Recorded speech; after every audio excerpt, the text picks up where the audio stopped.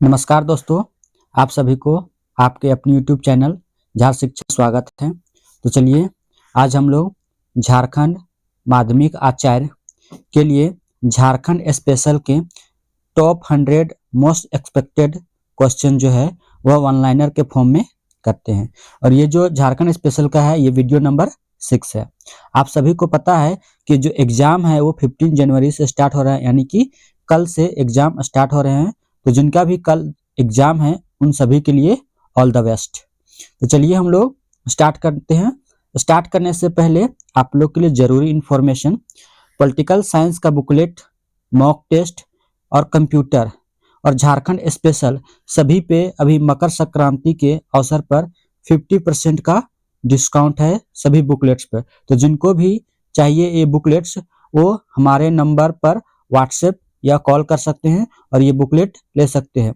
ये बुकलेट आपको हमारे ऐप पर भी अवेलेबल मिल जाएंगे, जिसमें से आपको सिर्फ 2 बुकलेट ही ऐप पर मिल सकता है। आपका ये पॉलिटिकल साइंस का कंप्लीट बुकलेट मिल जाएगा और ये झारखंड स्पेशल का जो बुकलेट है वो आपको ऐप पर भी मिल जाएगा। तो जिसको लेना है ऐप से तो ऐप से भी ले सकते हैं, और जिसको लगता है कि डायरेक्ट लेना है तो डायरेक्ट हमें कॉल कर सकते हैं। हमारा नंबर है 8271113645।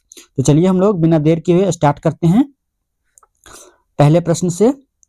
और पहला खंड से हम लोग देखते हैं झारखंड का इतिहास और स्वतंत्रता आंदोलन के महत्वपूर्ण प्रश्नों को। पहला प्रश्न है, झारखंड में अंग्रेजों का प्रवेश सर्वप्रथम किस क्षेत्र से और किस वर्ष हुआ था? तो अंग्रेजों का जो प्रवेश है वो झारखंड में सिंहभूम क्षेत्र से 1767 में हुआ था। यह प्रवेश ढाल विद्रोह के समानांतर हुआ और यह फर्ग्यूसन के नेतृत्व में ब्रिटिश सेना ने प्रवेश किया था। अगला प्रश्न है, दामिनी कोह की घोषणा कब की गई थी और यह किस क्षेत्र से संबंधित है? तो दामिनी कोह की जो घोषणा है ये 1824 ईस्वी में की गई थी और यह संथाल परगना यानी कि राजमहल पहाड़ियों से संबंधित है। इसका उद्देश्य था पहाड़िया और संथाल जनजातियों को बसाकर उनसे कृषि करवाना और राजस्व वसूलना। अगला प्रश्न है, 1857 के विद्रोह के दौरान झारखंड में मुक्ति वाहिनी सेना की स्थापना किसने की थी? तो मुक्ति वाहिनी सेना की जो स्थापना है यह विश्वनाथ सहदेव ने की थी और इनके सेनापति थे गणपत राय। इस सेना ने बाबू कुंवर सिंह जो कि बिहार में सक्रिय थे के साथ संपर्क बनाए रखा और गोरिल्ला युद्ध नीति अपनाई। अगला प्रश्न है, हो विद्रोह जो कि 1820-21 का दमन किस अंग्रेज अधिकारी ने किया था? तो यह मेजर रफसेज के द्वारा किया गया था। इसके परिणाम स्वरूप 1837 ईस्वी में कोल्हान को एक नई प्रशासनिक इकाई बनाया गया और विल्किंसन रूल लागू हुआ। अगला प्रश्न है, खेरवार आंदोलन 1874 का नेतृत्व किसने किया था और इसका मूल उद्देश्य क्या था? तो इसका नेतृत्व जो है ये भागीरथ मांझी के द्वारा किया गया था और उद्देश्य था एकेश्वरवाद और सामाजिक सुधार। इसे सफाहोड़ आंदोलन भी कहा जाता है और हजारीबाग में इसका प्रसार दुबू बाबा ने किया था। अगला प्रश्न है, झारखंड राज्य निर्माण आंदोलन का जनक यानी फादर ऑफ झारखंड मूवमेंट किसे माना जाता है? तो जे वार्थोलमन को माना जाता है। उन्होंने 1912 ईस्वी में क्रिश्चियन स्टूडेंट्स ऑर्गेनाइजेशन की स्थापना की थी। अगला प्रश्न है, 1940 ईस्वी में रामगढ़ में आयोजित भारतीय राष्ट्रीय कांग्रेस के 53वें अधिवेशन की अध्यक्षता किसने की थी? तो अध्यक्षता जो है ये मौलाना अबुल कलाम आजाद के द्वारा की गई थी। इस अधिवेशन में महात्मा गांधी ने खादी ग्रामोद्योग का उद्घाटन किया था और मुख्य द्वार का नाम जो था वह बिरसा मुंडा द्वार रखा गया था। अगला प्रश्न है, छोटनागपुर उन्नति समाज 1915 का नाम बदलकर आदिवासी महासभा कब किया गया? यह 1938 में किया गया। थियोडोर सुरीन जो थे इसके पहले अध्यक्ष थे और 1939 ईस्वी में जयपाल सिंह मुंडा इसके अध्यक्ष बने। अगला प्रश्न है, तिलका मांझी को किस वृक्ष पर लटकाकर फांसी दी गई थी? तो बरगद के पेड़ पर लटकाकर फांसी दी गई थी। कहाँ? तो भागलपुर में। तिलका मांझी ने 1784 ईस्वी में क्लीवलैंड को तीर मारकर घायल किया था। यह स्थान अब बाबा तिलका मांझी चौक कहलाता है। अगला प्रश्न है, ताना भगत आंदोलन की शुरुआत जतरा उरांव ने कब की थी? तो यह 1914 ईस्वी में की गई थी। यह एक संस्कृतिकरण आंदोलन था जो बाद में गांधी जी के असहयोग आंदोलन से जुड़ गया। अगला प्रश्न है, बिरसा मुंडा के सेनापति यानी कमांडर इन चीफ कौन थे? तो गया मुंडा थे। बिरसा मुंडा के धार्मिक गुरु की बात करें तो यह आनंद पांडे थे। गया मुंडा का जो संबंध है यह एटा केदार गांव से है। कहां से है? तो एटा केदार गांव से है।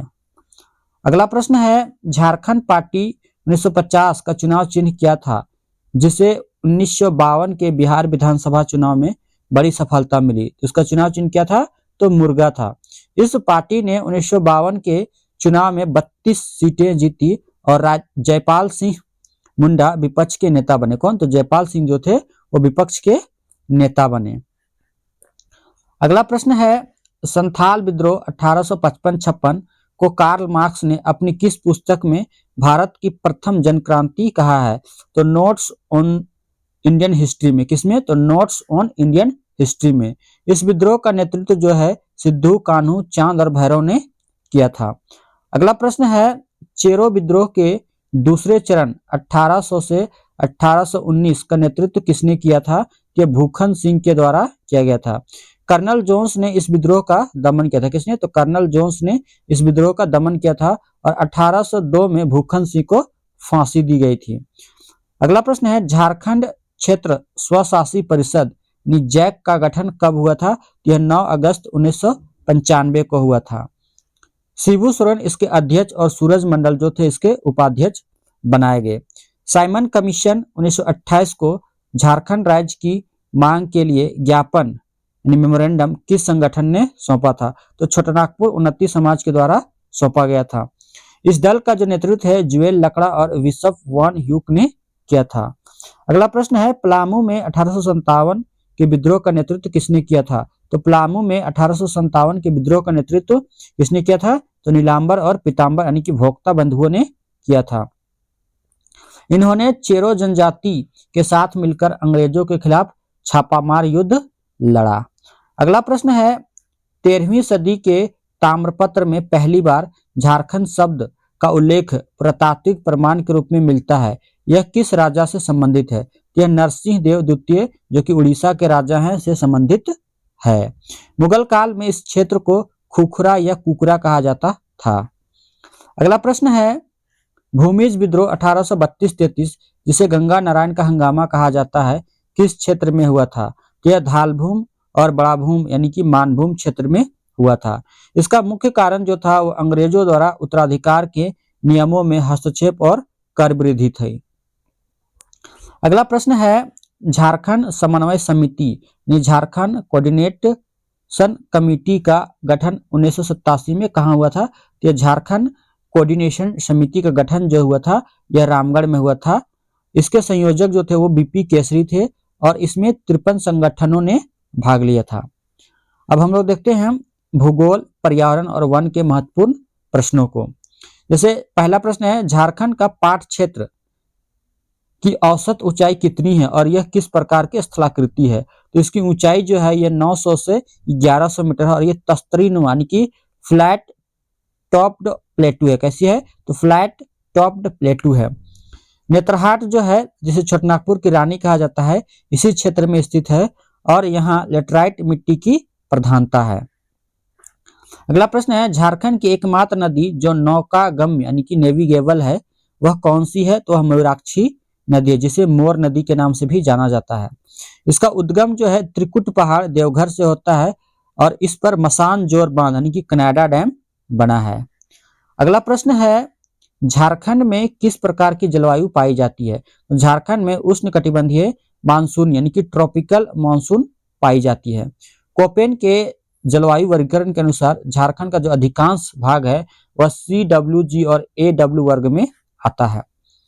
अगला प्रश्न है, बेतला राष्ट्रीय उद्यान पलामू में विश्व की प्रथम बाघ जनगणना कब कराई गई थी? यह 1932 में कराई गई थी। यह झारखंड का एकमात्र राष्ट्रीय उद्यान यानी कि नेशनल पार्क है। इसे 1973-74 में प्रोजेक्ट टाइगर के तहत लाया गया। अगला प्रश्न है, झारखंड का सबसे ऊंचा जलप्रपात बूढ़ा घाघ, जिसे लोध जलप्रपात भी कहा जाता है, किस नदी पर स्थित है? यह बूढ़ा नदी, जो कि उत्तरी कोयल की सहायक नदी है, पर स्थित है। इसकी ऊंचाई जो है वो लगभग 143 मीटर या 469 फीट जो है और यह लातेहार जिले में है। अगला प्रश्न है, दामोदर घाटी परियोजना डीवीसी की स्थापना 1948 में किस देश की परियोजना के आधार पर की गई थी? यह अमेरिका की टेनेसी घाटी परियोजना यानी कि टेनेसी वैली अथॉरिटी के आधार पर की गई थी। इसका मुख्यालय जो है यह कोलकाता में है और यह भारत की पहली बहुउद्देशीय नदी घाटी परियोजना है। अगला प्रश्न है, सारंडा वन सारंडा फॉरेस्ट झारखंड के किस जिले में स्थित है और इसे क्या उपनाम दिया गया है? यह पश्चिमी सिंहभूम में स्थित है। इसे 700 पहाड़ियों की भूमि कहा जाता है। यह एशिया का सबसे बड़ा साल वृक्ष का वन क्षेत्र है। अगला प्रश्न है, तोपचांची अभ्यारण्य किस जिले में स्थित है? यह धनबाद जिले में है। इस अभ्यारण्य के बीच में हरी पहाड़ी नामक झील स्थित है। अगला प्रश्न है, झारखंड में काली मिट्टी यानी कि ब्लैक सॉइल मुख्य रूप से किस क्षेत्र में पाई जाती है? यह राजमहल पहाड़ी क्षेत्र में पाई जाती है। यह बेसाल्ट चट्टानों के अपक्षय से बनी है और चने व धान की खेती के लिए उपयुक्त है। अगला प्रश्न है, ब्राह्मणी नदी का उद्गम स्थल कहाँ है? ये दुधवा पहाड़ी दुमका है। कहाँ? तो दुधवा पहाड़ी दुमका है। यह नदी गुमरो और एरो सहायक नदियों के साथ मिलकर पश्चिम बंगाल में गंगा में मिलती है। अगला प्रश्न है, झारखंड राज्य गंगा नदी संरक्षण प्राधिकरण का गठन कब किया गया? यह 2009 में किया गया। इसका मुख्यालय जो है यह रांची में है और राज्य के मुख्यमंत्री इसके पदेन अध्यक्ष होते हैं। अगला प्रश्न है, हजारीबाग का पठार और रांची का पठार किस नदी द्वारा एक दूसरे से अलग होते हैं? ये दामोदर नदी के द्वारा एक दूसरे से अलग होते हैं। दामोदर नदी भ्रंश घाट यानी रिफ्ट वैली से होकर बहती है। अगला प्रश्न है, उसरी जलप्रपात झारखंड के किस जिले में स्थित है? यह गिरिडीह जिले में स्थित है। यह उसरी नदी पर स्थित है जो बराकर नदी की सहायक नदी है और यह खंडोली पर्यटन स्थल भी यही है। अगला प्रश्न है, झारखंड का कौन सा जिला उत्तर प्रदेश, छत्तीसगढ़, बिहार तीनों राज्यों की सीमा को स्पर्श करता है? यह गढ़वा है। यह एकमात्र जिला है जो उत्तर प्रदेश के सोनभद्र जिले से सीमा साझा करता है। अगला प्रश्न है, महुआ टांड़ अभ्यारण्य किस पशु के संरक्षण के लिए प्रसिद्ध है? यह भेड़िए के संरक्षण के लिए प्रसिद्ध है। यह लातेहार जिले में स्थित है और भारत का एकमात्र भेड़िया अभ्यारण्य है। अगला प्रश्न है, अजय नदी का उद्गम झारखंड के बाहर किस स्थान से होता है? यह मुंगेर बिहार से होता है। यह देवघर और जामताड़ा होते हुए पश्चिम बंगाल में प्रवेश करती है। पत्थरों और जयंती इसकी सहायक नदियां हैं। अगला प्रश्न है, झारखंड में सर्वाधिक वर्षा वाला स्थान कौन सा है? तो नेतरहाट का पठार जो है जिस पर 180 सेंटीमीटर से अधिक वर्षा होती है, जबकि सर्वाधिक वर्षा वाला जिला हजारीबाग है। नेतरहाट में चाय बागान विकसित करने का भी प्रयास हुए थे लेकिन वह नहीं हो पाया। अगला प्रश्न है, स्वर्ण रेखा नदी परियोजना किन 3 राज्यों की संयुक्त परियोजना है? यह झारखंड, ओडिशा और पश्चिम बंगाल की संयुक्त परियोजना है। हुंडरू जलप्रपात रांची इसी नदी पर स्थित है। यह नदी सीधे बंगाल की खाड़ी में गिरती है। अगला प्रश्न है, दलमा वन्यजीव अभ्यारण्य में किस पशु के संरक्षण की परियोजना चलाई जा रही है? तो हाथी यानी एलिफेंट प्रोजेक्ट जो है वह दलमा वन्यजीव अभ्यारण्य में चलाई जा रही है।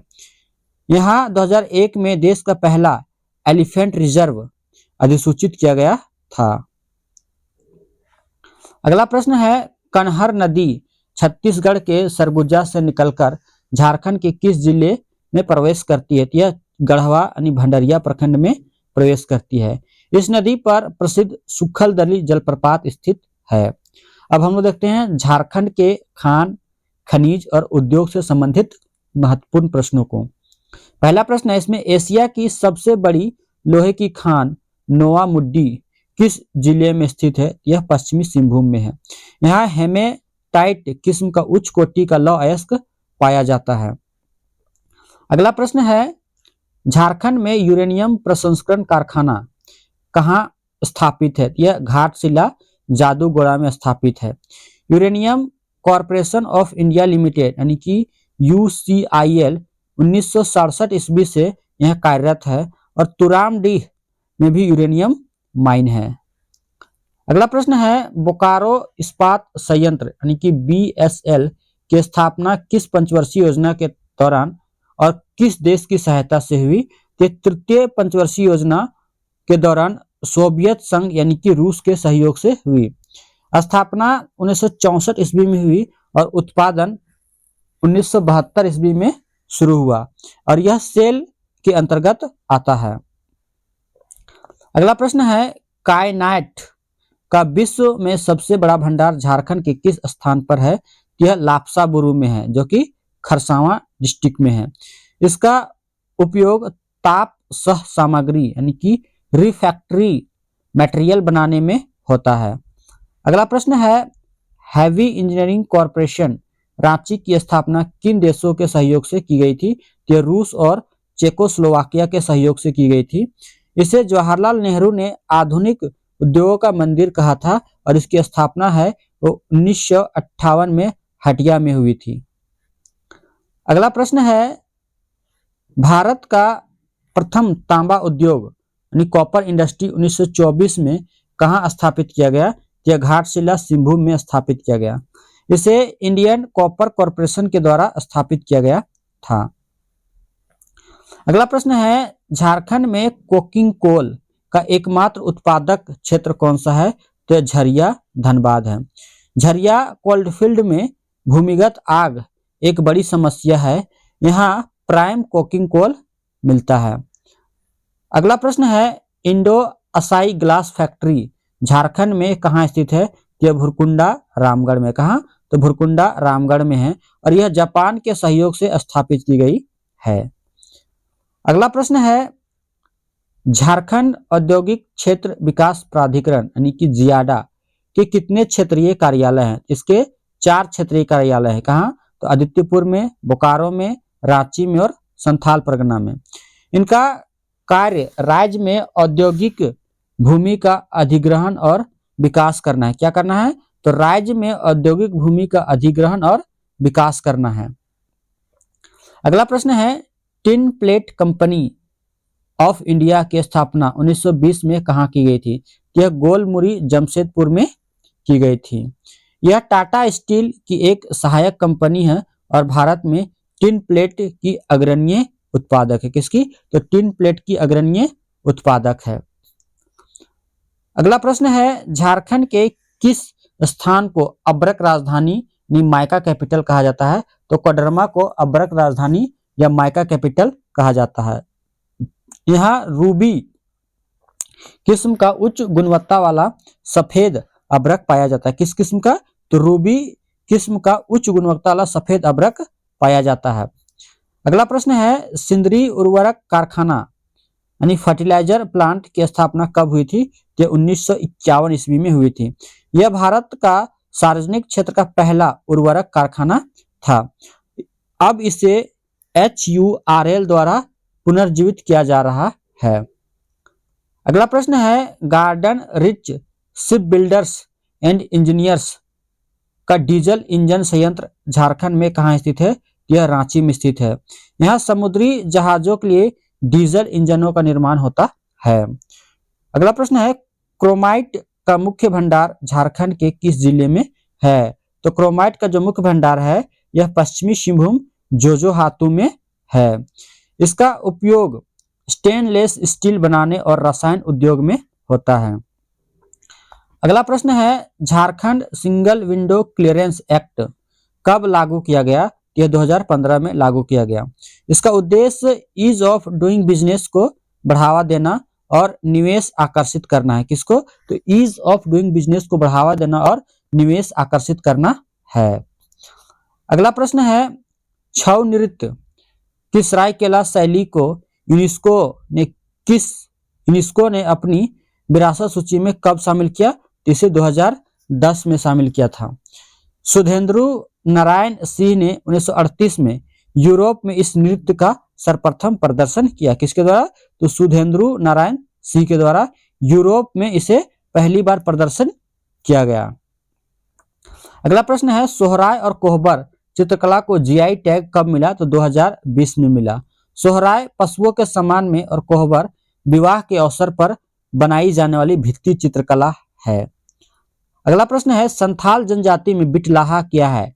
तो सबसे कठोर सामाजिक दंड यानी कि सामाजिक बहिष्कार है। यह दंड समगोत्रीय यौन संबंधों के अपराध के लिए दिया जाता है। अगला प्रश्न है, मुंडारी टुड कोठारी पुस्तक के लेखक कौन है? तो ये मन मसीह मुंडू हैं। उन्हें साहित्य अकादमी पुरस्कार से सम्मानित किया गया है। मुंडारी भाषा जो है वो ऑस्ट्रो एशियाटिक परिवार की है। किस परिवार की? तो ऑस्ट्रो एशियाटिक परिवार की है। अगला प्रश्न है, झारखंड का सबसे बड़ा जनजातीय मेला कौन सा है जिसे आदिवासियों का कुंभ कहा जाता है? तो मुड़मा जतरा मेला जो है यह सबसे बड़ा जनजातीय मेला है जो कि आदिवासियों का कुंभ कहा जाता है। यह रांची के मांडर में आयोजित होता है। इसमें खूंटा की पूजा की जाती है। किसकी? तो खूंटा की पूजा की जाती है। अगला प्रश्न है, पाइका क्या है? तो पाइका जो है एक ओजपूर्ण लोक नृत्य है। यह केवल पुरुषों द्वारा किया जाता है जिसमें नर्तक सैनिक वेशभूषा धारण करके नृत्य करते हैं। अगला प्रश्न है, झारखंड की किस जनजाति को शिल्पकार जनजाति माना जाता है? तो करमाली और लोहरा को शिल्पकार जनजाति माना जाता है। करमाली जनजाति अस्त्र शस्त्र बनाने में निपुण मानी जाती है और महली जनजाति बांस कला में निपुण मानी जाती है। अगला प्रश्न है, इंसाइक्लोपीडिया मुंडारिका के लेखक कौन है? तो इसके लेखक जो हैं वो फादर हॉफमैन है। यह मुंडारी भाषा और संस्कृति का विश्वकोश माना जाता है। हॉफमैन जो हैं CNT एक्ट के भी वास्तुकार थे। अगला प्रश्न है, जादव पटिया चित्रकला शैली मुख्य रूप से किस जनजाति से संबंधित है? यह संथाल जनजाति से संबंधित है। किससे? तो संथाल जनजाति से संबंधित है। जादव का अर्थ चित्रकार और पटिया का अर्थ कागज या कपड़े का टुकड़ा होता है। अगला प्रश्न है, माघे पर्व किस माह में मनाया जाता है और इसका क्या महत्व है? तो माघे पर्व जो है ये माघ माह में कृषि वर्ष का अंत और नया प्रारंभ के अवसर पर मनाया जाता है।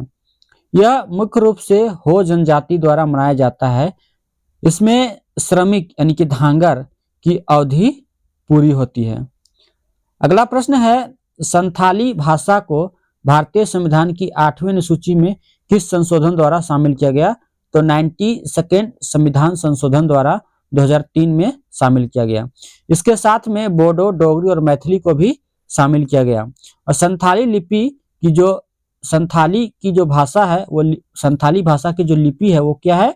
तो ओल चिकी है, जिसे पंडित रघुनाथ मुर्मू के द्वारा विकसित किया गया। किसके द्वारा? तो पंडित रघुनाथ मुर्मू के द्वारा विकसित किया गया है।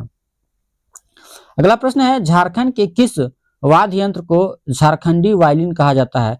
तो केंद्री को झारखंडी वायलिन कहा जाता है। यह कछुए की खाल यानी खोल से बनाया जाता है और यह एक तंतु वाद्य यानी स्ट्रिंग इंस्ट्रूमेंट है।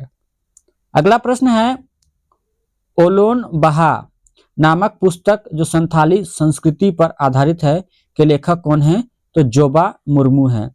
इन्हें इसके लिए साहित्य अकादमी का बाल साहित्य पुरस्कार मिला है। अगला प्रश्न है, उरांव जनजाति के युवा गिरी को क्या कहा जाता है? तो उसे धूम कुड़िया कहा जाता है। इसमें युवकों के लिए जोंक एड़पा और युवतियों के लिए पेल एड़पा होता है। अगला प्रश्न है, हिजला मेला किस नदी के किनारे आयोजित होता है? तो यह मयूराक्षी नदी दुमका में आयोजित होता है। इसकी शुरुआत 1890 ईस्वी में अंग्रेज उपायुक्त कार्टेर्स ने की थी।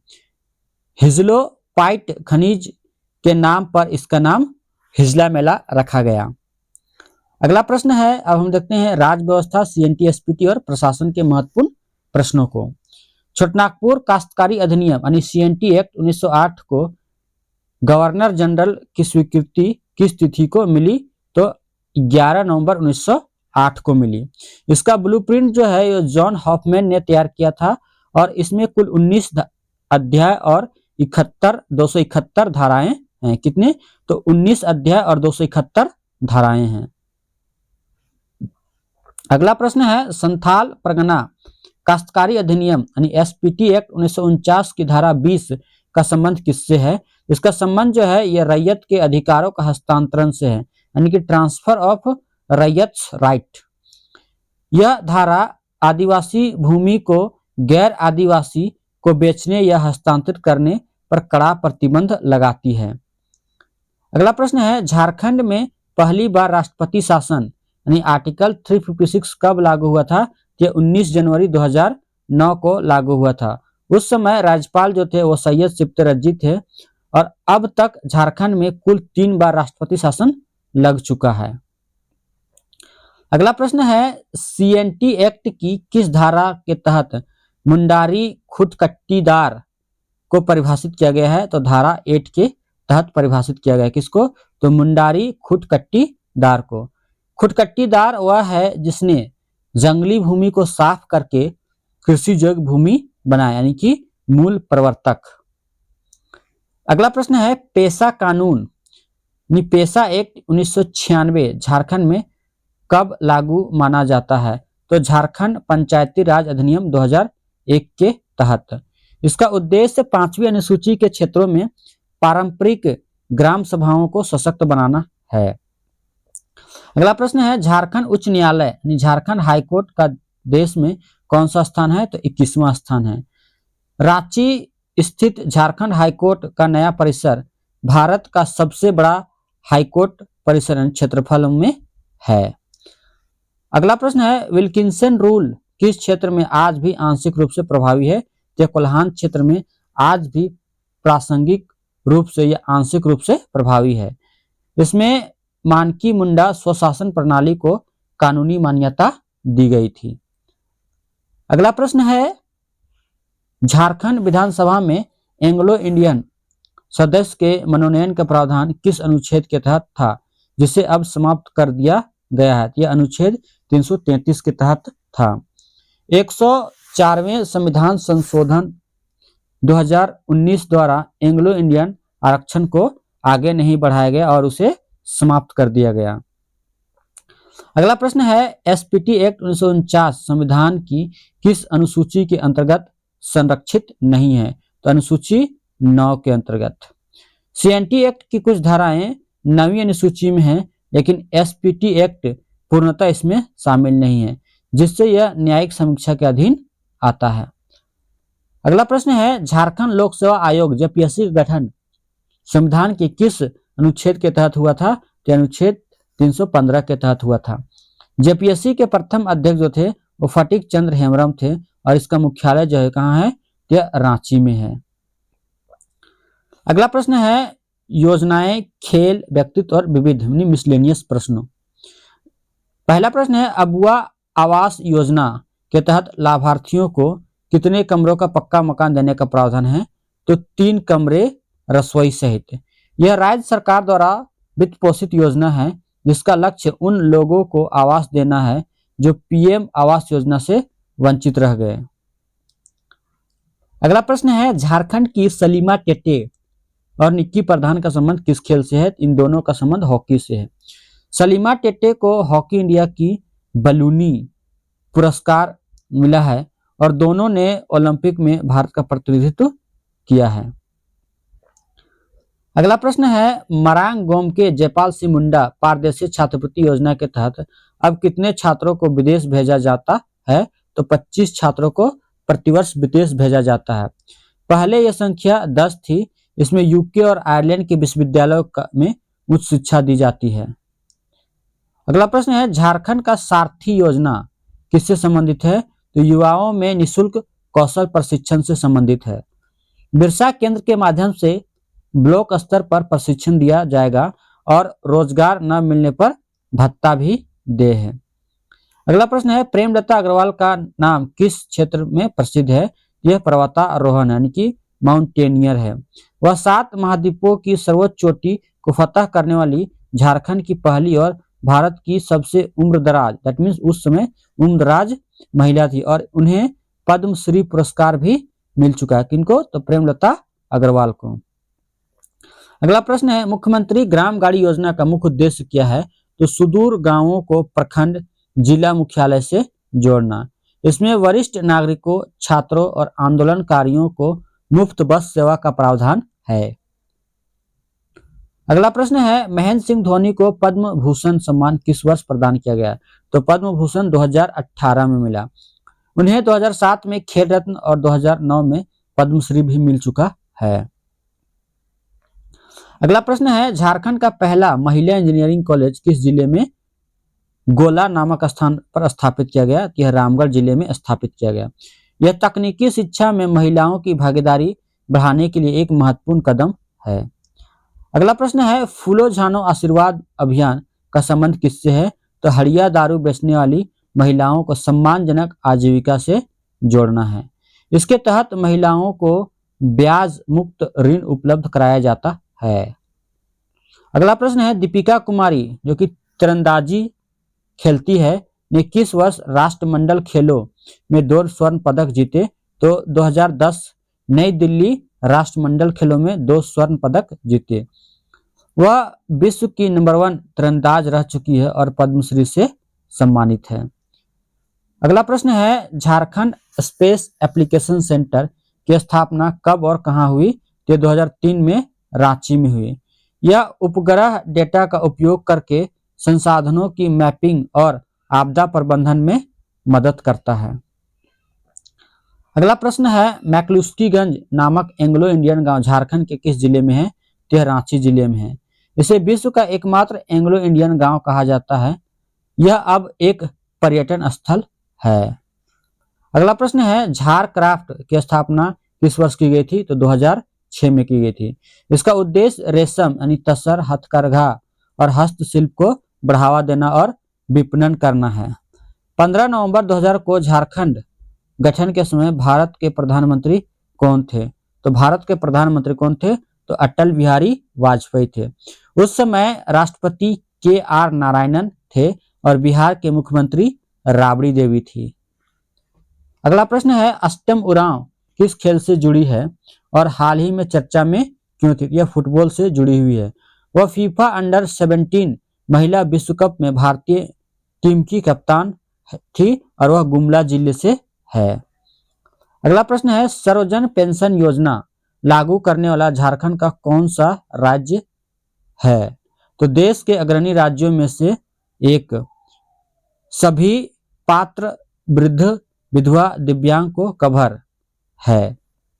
इसमें BPL कार्ड की बाध्यता को समाप्त कर दी। किसमें? तो BPL कार्ड बाध्यता को इसमें समाप्त की गई है। अगला प्रश्न है, नेतरहाट आवासीय विद्यालय की स्थापना 1954 में किसके द्वारा की गई थी? तो चार्ल्स नेपियर के द्वारा की गई थी। यह गुरुकुल तर्ज पर आधारित विद्यालय है जिसने देश को कई IAS और IPS अधिकारी दिए हैं। अगला प्रश्न है, हाल ही में चर्चा में रहा सम्मेद शिखर जिसे पारसनाथ में है को लेकर जैन समुदाय ने किस बात का विरोध किया है? तो इसे पर्यटन स्थल घोषित करने का। केंद्र सरकार ने बाद में इसे पर्यटन स्थल के बजाय केवल धार्मिक तीर्थ स्थल के रूप में बनाए रखने का निर्णय लिया है। अगला प्रश्न है, पोटो हो खेल विकास योजना का उद्देश्य क्या है? तो पंचायतों में खेल के मैदान यानी प्लेग्राउंड्स विकसित करना है। इसका नाम शहीद पोटो हो के नाम पर रखा गया है और इसका उद्देश्य खेल प्रतिभाओं को निखारना है। अगला और लास्ट प्रश्न है, 2011 की जनगणना के अनुसार झारखंड में जनजातीय आबादी का प्रतिशत कितना है? यह 26.2% है। वहीं सबसे बड़ी जनजाति जो है संथाल है, उसके बाद उरांव है और थर्ड में मुंडा का स्थान है। दोस्तों, अभी झार शिक्षा के द्वारा जितने भी बुकलेट्स हैं सभी बुकलेट्स पर अभी आपको 50% का डिस्काउंट मिल रहा है और ये डिस्काउंट है आपको 15 जनवरी तक ही अवेलेबल होगा। उसके बाद इसमें डिस्काउंट क्लोज हो जाएगा। तो जिनको भी लेना हो बुकलेट्स, तो आप लोग हमारे नंबर 8271113645 पर कॉल करके बुकलेट ले सकते हैं। और आप लोग अगर चाहते हैं ऐप से, तो ऐप से भी इसे परचेज कर सकते हैं। हमारा ऐप है झार शिक्षा। क्या है? तो झार शिक्षा है, विदाउट स्पेस के साथ आप लोग झार शिक्षा प्ले स्टोर पर सर्च कीजिएगा, वो ऐप आ जाएगा जिसमें यूट्यूब का लोगो होगा, उसे आप लोग डाउनलोड करके उसमें जो ये पीडीएफ जो है आपको एप्लीकेशन पर मिल जाएगा। और वहां पर जो फ्री इनिशिएटिव है वो भी आपको फ्री सेक्शन पे या फ्री मटेरियल और फ्री टेस्ट जो कंडक्ट करवाया जाएगा, तो वो फ्री टेस्ट में आपको मिल जाएगा। वीडियो अच्छा लगे तो वीडियो को लाइक कीजिए, अपने दोस्तों के साथ इसे जरूर शेयर कीजिए, और जो लोग भी चैनल में हमारे साथ जुड़ रहे हैं वो चैनल को जरूर सब्सक्राइब कीजिए, ताकि आप लोग के लिए जो वीडियो है मैं रेगुलर बेसिस पे लाता रहूं और हमें भी मोटिवेशन मिलता रहे आप लोग के लिए वीडियो बनाने का। तो वीडियो देखने के लिए आप सभी को धन्यवाद। जय हिंद, जय भारत, जय झारखंड, जय जोहार।